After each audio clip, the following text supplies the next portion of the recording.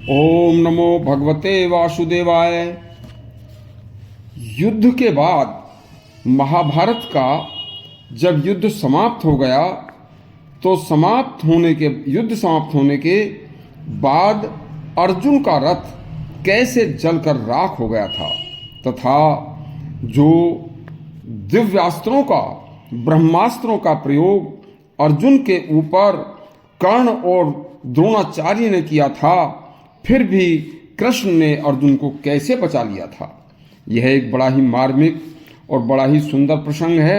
एक बार पूरा सुनना। यह प्रसंग भी परीक्षित को युधिष्ठिर ने ऐसे हिसाब से समझाया था कि ताकि राजा बनने के बाद कभी किसी प्रकार का परीक्षित के मन में कोई किसी प्रकार का घमंड या किसी प्रकार का अहंकार अपने शरीर में न बस जाए। अब युधिष्ठिर कहते हैं, हे परीक्षित, भगवान श्री कृष्ण की एक ऐसी माया का वृतांत सुना रहा हूं। उस परमपिता परमात्मा को तुम हमेशा अपने हृदय में याद रखना।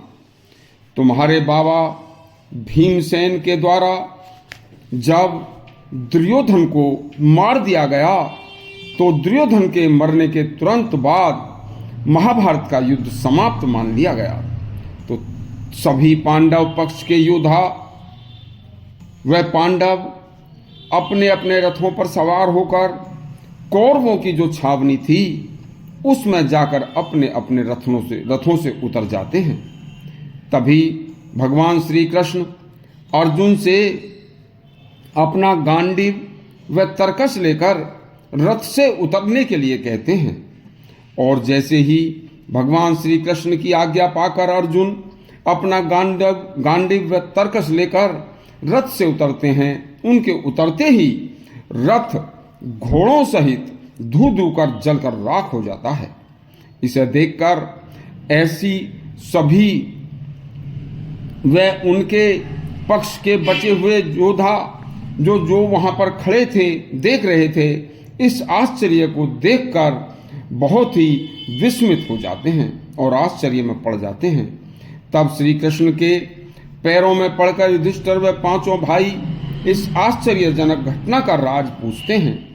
तब भगवान श्री कृष्ण कहते हैं कि यह दिव्य रथ मैंने स्वर्ग से मंगाया था तथा इस रथ में जुते हुए जो घोड़े थे वह भी दिव्य थे। देखिए, दुष्ट दुर्योधन व दुशासन जैसे अनेक बलवान और राक्षसी वृत्ति के लोगों को मारने के लिए इस रथ का मंगवाना बहुत जरूरी था, क्योंकि सामान्य रथ पर चढ़कर अर्जुन कभी भी इन लोगों को नहीं मार सकता था। देखिए, ऐसे बलवान भाइयों को तथा भीष्म पितामह जो कि परशुराम के शिष्य थे तथा जिनकी स्वर्ग में पालन पोषण हुआ था तथा इच्छित मृत्यु का उन्हें वरदान था, तथा द्रोणाचार्य जैसे दिव्य अस्त्रों वाले महान धनुर्धर तथा कर्ण जैसे दिव्य अस्त्रों वाले योद्धा के रहते उनके संरक्षण में तुम पांडवों कौरवों को कभी न जीत पा सकते थे, न मार सकते थे। इसलिए मुझे इस सब माया को रचना पड़ा। देखिए, महाभारत के उस घोर संग्राम में इस रथ पर विराजमान अर्जुन के अर्जुन के ऊपर एक नहीं अनेक दिव्य ब्रह्मास्त्रों को छोड़ा गया था। और वह दिव्य ब्रह्मास्त्र ऐसे थे, इतने शक्तिशाली थे कि उन्हें स्वयं इंद्र भी नहीं झेल सकते थे। केवल रथ पर मेरे बैठे रहने के कारण तथा रथ की ध्वजा पर स्वयं मारुति नंदन भगवान हनुमान के बैठे रहने के कारण यह दिव्य रथ उन ब्रह्मास्त्रों को झेल पाया था। वह ब्रह्मास्त्र इस रथ को व अर्जुन को नहीं जला पाए थे। यदि हे पांडवों मैं इस रथ पर न होता और रथ के ऊपर स्वयं हनुमान जी न होते तो युद्ध का नजारा कुछ और ही होता। हे पांडवों, इसलिए तुम धर्म पर रहते हुए मरे हुए कौरव दल का उपहास मत उड़ाना। कर्ण व द्रोणाचार्य ने प्रतिबंधित ब्रह्मास्त्र का प्रयोग करके इस युद्ध में कई बार अर्जुन को मारने की कोशिश की, लेकिन मेरे रथ पर बैठा होने के कारण ब्रह्मास्त्र से भी रथ व अर्जुन नहीं जल पाए थे।